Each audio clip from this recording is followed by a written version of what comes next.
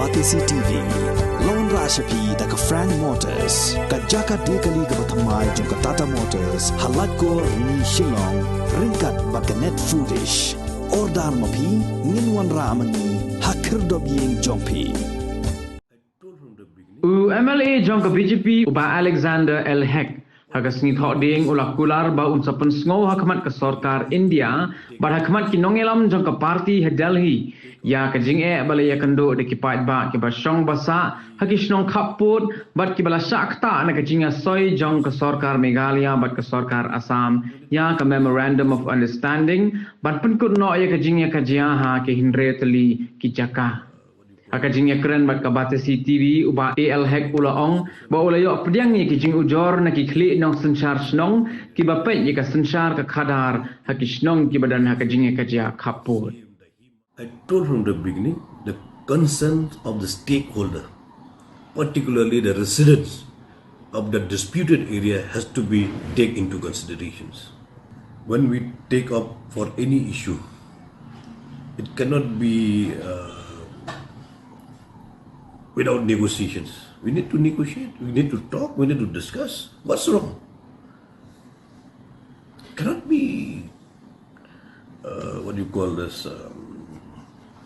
without open discussion with stakeholders. We need to discuss with them. My point is this: we have to take the concern of the same, the Hima, the Ramba Achnong, particularly the residents of these bordering areas. This is the exercise being done. What is wrong to come one step more exercise to get amicably settlement of the border dispute?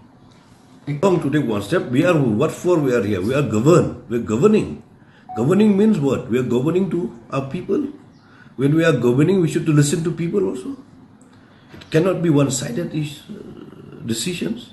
What's wrong to come one step for, talk with our bordering people? Then ask me. Ask me as BJP, also fine. If you ask me as individual, also fine. If you ask me as representative of the people, also fine.